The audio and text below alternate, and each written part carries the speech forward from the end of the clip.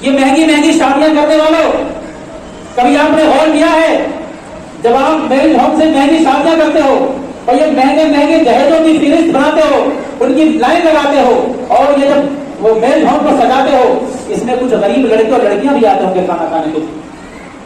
ان غریب لڑکیوں کے دل میں چھریاں چلتی ہوں گی، کاش میری امیر باپ کی اولاد ہوتی، میرا باپ بھی میرے اتنے جہیز تیار کرتا. سنت رسول کی دھجیاں اڑا رہے ہیں، ایک غلط پرمپرا کی آپ دنیا بنیاد ڈال رہے ہیں. اس کے بعد آپ یہ سمجھتے ہیں کہ گھر میں امن ہو، شانتی ہو، خیر و عافیت کا معاملہ ہو، کہاں سے ہو سکتا ہے؟ جب تلنا کرتے وہ دیکھتے ہیں کہ نکاح کو اتنا مشکل کر دیا گیا. بہت سارے واقعات ہیں جس سے پتہ چلتا ہے کہ اس زمانے میں صحابہ کرام آپ کی زبان سے کوئی کلمات ادا ہوتے اور ان کا دل مانے نہ مانے، ان کی پرمپرائیں چاہے کیسی رہی ہوں، بڑے باپ داداؤں سے چاہے جو بھی چلتا ہوا آ رہا ہو، انہوں نے ہنسی خوشی آپ کے فرمان کو قبول کیا، اپنے نفس پہ کنٹرول کیا، اپنی پرمپراؤں کو توڑا اور اس مطابق انہوں نے وہ کر کے دکھایا جیسا نبی نے فرمایا. ایک صحابی کا واقعہ ہے کہ آپ کے پاس تشریف لاتے ہیں، آپ ان سے پوچھتے ہیں شادی ہو گئی؟ انہوں نے کہا اللہ کے رسول شکل صورت ایسی ہے، کوئی اپنی بیٹی دینے کو تیار نہیں. آپ فرماتے ہیں کہ جاؤ مدینے کے فلاں رئیس کے پاس اور اس سے کہنا کہ میں نے کہا ہے کہ اپنی بیٹی کا نکاح تمہارے ساتھ کرنے کو راضی ہو جائے. وہ صحابی جو ہے جا رہے سوچتے ہوئے کہ میں تو شکل کے معاملے میں ایسا گاؤں کا رہنے والا اور اتنے بڑے رئیس کی بیٹی سے اللہ کا فرمان کے نکاح کے لیے رضامندی دینے جا رہے ہیں. سوچتے سوچتے پہنچتے ہیں، دروازے پہ دستک دیتے ہیں. لڑکی کے والد صاحب جب باہر نکلتے ہیں، جب ان کی نگاہ پڑتی ہے تو نگاہ نیچی کر لیتے ہیں. ہمیں کیوں آئے ہو؟ کہتے اللہ کے رسول صلی اللہ علیہ وسلم بھیجا ہے. کیوں بھیجا ہے؟ آپ کی کوئی بچی ہے، اس کے نکاح کا پیغام لے کے بھیجا ہے. انہیں کچھ دیر کے لیے غصہ آتا ہے، سب تو سست فرما دیتے ہیں. صحابی رسول وہاں سے چلتے ہیں، اندر ان کی صاحبزادی یہ سن رہی ہے. جیسے والد صاحب تشریف لاتے ہیں اندر، صاحبزادی کہہ رہی ہے ابا جان جلدی سے بھاگتے ہوئے دربار رسالت میں حاضر ہوئیے، کہیں ایسا نہ ہو کہ آپ کے حق میں کوئی آیت نازل ہو جائے. آپ نے اس کی شکل دیکھی، اس کی حیثیت دیکھی، آپ نے یہ نہیں دیکھا کہ یہ فرمان کس کا ہے. یہ فرمان آقائے دو جہاں کا تھا. آپ جلدی جاتے. چنانچہ وہ صحابی بھاگتے ہوئے آتے ہیں اور دربار صلی اللہ علیہ وسلم ہم سے گستاخی ہو گئی، غلطی ہو گئی. میں اپنی بیٹی کی محبت میں اس طرح الفاظ کہہ رہے اللہ سے ہم راضی ہیں، میں اپنی بیٹی کا نکاح کرنے کے راضی ہوں.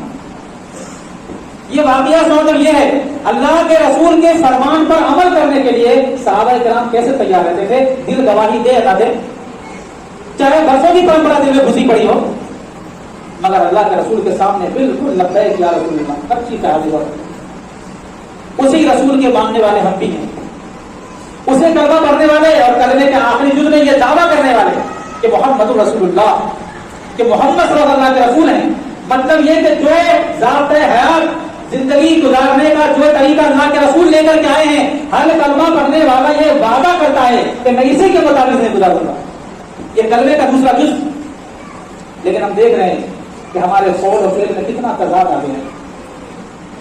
شادیاں کتنی مہنگی ہونے لگی ہیں، شادیوں میں کس طرح کے خرافات ہونے لگے ہیں. ہم نے ایک نیک چیز کو، ایک پاک چیز سے اور جس سے گھر میں رحمت اور برکتیں آنے والی تھی، ہم نے اس کو دوسری قوموں کو دیکھ دیکھ کر اتنا گندا کر دیا ہے. یہی وجہ ہے کہ اس سے جو فیوز و برکات ہمیں حاصل ہونے والے تھے وہ حاصل نہیں ہو رہے. یہ گھر میں امن شانتی کا ماحول نہیں ہے. لوگ یہ شکایتیں کرتے ہیں بہو اچھی نہیں آئی، بیٹے کو لے کے چلی گئی، بیٹا میری بات نہیں مانتا، گھر جہنم بن گیا ہے. کیا وجہ ہے کہ گھر میں یہ اشانتی پھیلی ہوئی ہے؟ اس کے پیچھے کچھ اور کیا ہے؟ وجہ یہی ہے کہ اس کام کا جو آغاز ہوا اس کام میں نبی کے سنت کو درکنار کر دیا گیا. آج اتنی مہنگی مہنگی شادیاں ہو رہی ہیں. یہ مہنگی مہنگی شادیاں کرنے والوں، کبھی آپ نے غور کیا ہے جب آپ میرج ہوم سے مہنگی شادیاں کرتے ہو اور یہ مہنگے مہنگے جہیزوں کی فہرست بناتے ہو، ان کی لائن لگاتے ہو، اور یہ جب وہ میرج ہوم کو سجاتے ہو، اس میں کچھ غریب لڑکے اور لڑکیاں بھی آتے ہوں گے کھانا کھانے کے لیے. ان غریب لڑکیوں کے دل میں چھریاں چلتی ہوں گی، کاش میری امیر باپ کی اولاد ہوتی، میرا باپ بھی میرے اتنے جہیز تیار کرتا.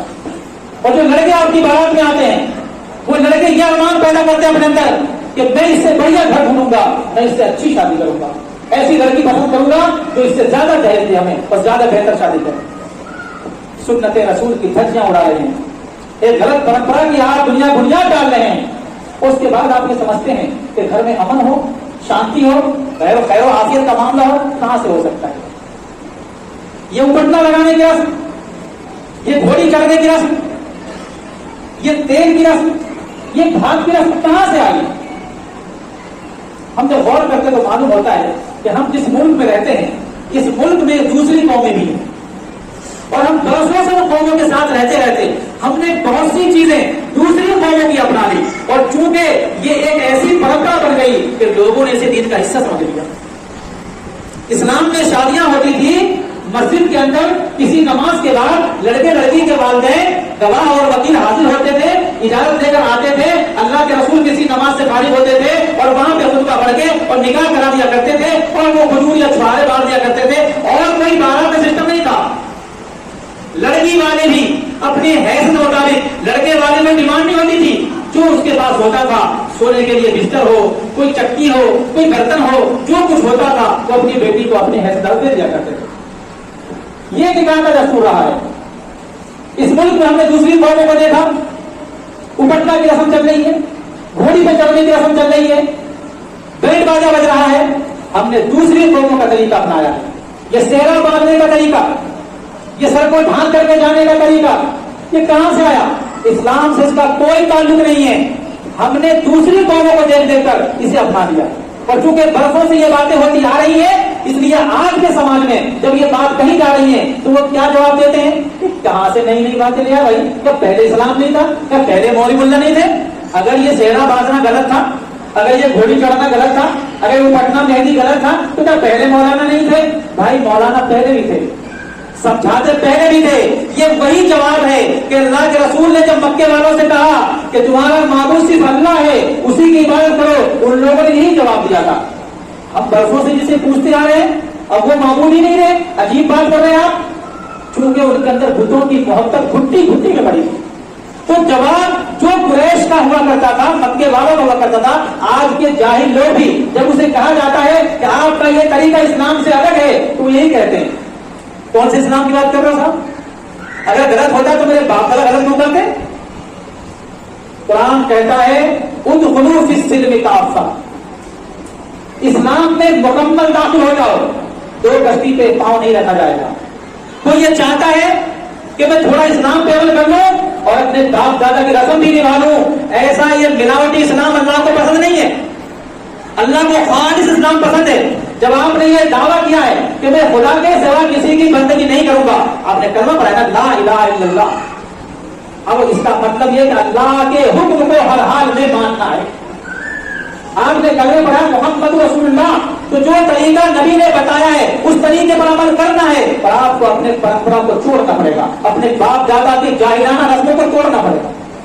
یہ بارات کی رسم، یہ جہیز کی رسم، یہ بینڈ باجے کی رسم اسلام سے کوئی تعلق نہیں. جب اس طریقے سے آپ نکاح کرتے ہیں تو پھر نکاح کے بعد جو گھر میں خرافات ہوتا ہے، جو گھر میں اشانتی پھیلتی ہے، آپ کا بیٹا دور ہو گیا ہے، بہو آپ کی بات نہیں مان رہی ہے، یہ ساری چیزیں شیطانی باتیں تو آنے ہی ہیں کیونکہ آپ نے نکاح شیطانوں کے طریقے سے کیا ہے. اسلامی طریقے سے کیا ہوگا تو پھر یہ باتیں ہمارے گھر میں پیدا نہ ہو.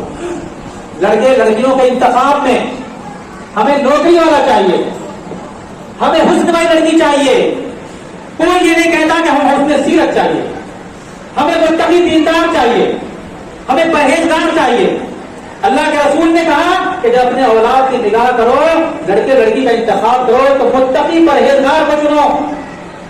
یہ اس کا تقویٰ، یہ ان کی سیرت تمہارے خاندان کو نور سے منور کر دے. اور جب تم آج کی ماڈل لڑکیوں کو، حسن والیوں کو، پیسے والیوں کو جو زیادہ جہیز لائے ایسے کا انتخاب کرو گے تو گھر میں اشانتی تو پھیلے گی پھیلے گی. گھر جہنم تو بنے گا ہی بنے گا.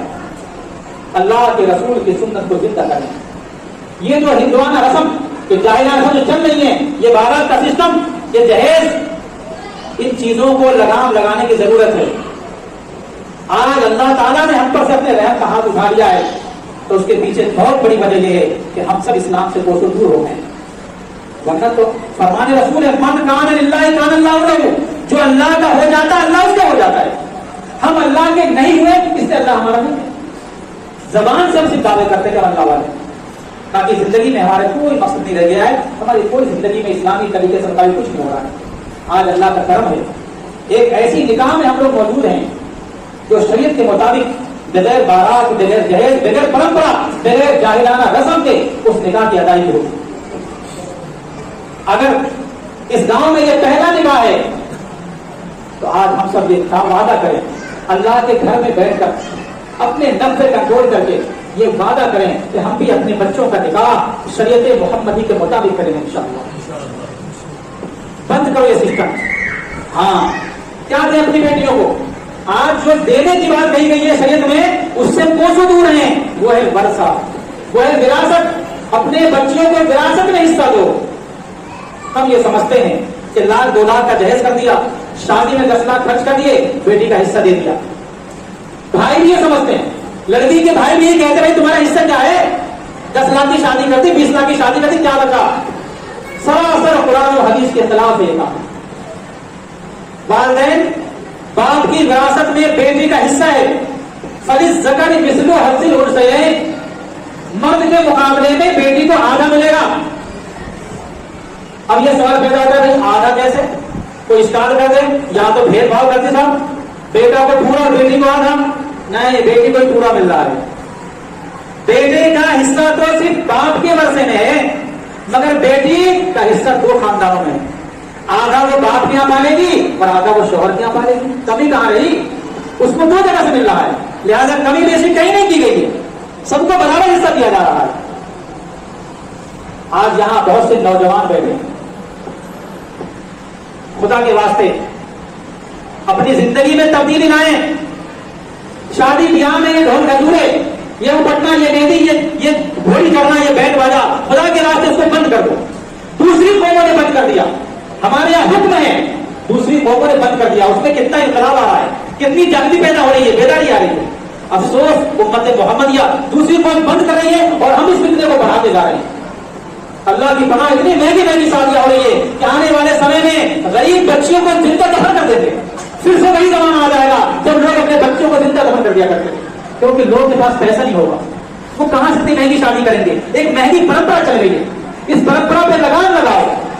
اگر آپ نے سنت کو زندہ کیا تو آپ نے 12 سنا ہے، ایک مٹتی ہوئی سنت کو زندہ کرنے والوں کو شہیدوں کا ثواب ملتا ہے. آئیے ہم سب یہ وعدہ کریں کہ اپنی زندگی میں تبدیلی لائیں گے. ہم اپنا، اگر نوجوان ہیں تو اپنا، اور نوجوان کے والدین ہیں تو اپنے بچوں کا نکاح شریعت محمد اسلام مطابق کریں گے. اللہ تبارک و تعالیٰ ان باتوں پر عمل کرنے کی توفیق عطا فرمائے. قاضی صاحب جو ہے خطبے کے ذریعے، ابھی جاب و قبول کے ذریعے نکاح کے فرائض کو انجام